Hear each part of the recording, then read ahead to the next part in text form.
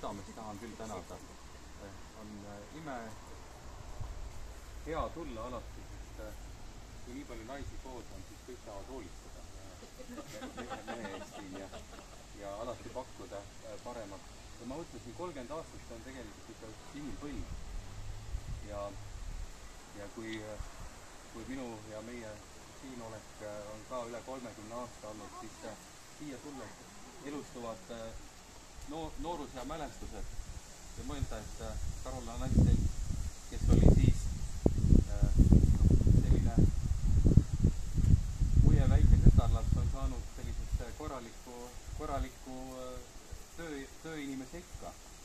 Ja mul on sellest ka hea meel, et statistika on väga rõõmustav, et inimeste, eriti just naiste keskmine eluiga on tugevasti tõusnud ja tervelt elatud aastad ka.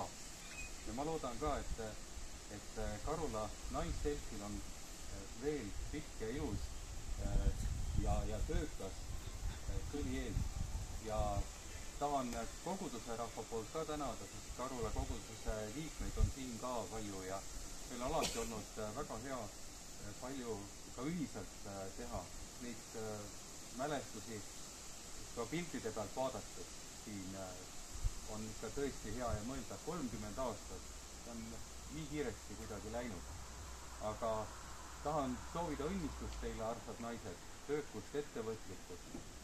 Ja nii nagu Lea ütles, et ilma naistesta ei ole mitte midagi. Ongi maailm üks kurb paik. Nii et tehke see Karula ikka alati rõõmsaks. Aitäh teile ja soovin õnne ja õnnistust, tervist, jõudu, peale hakkamist, sära ja rõõmu. Aitäh teile!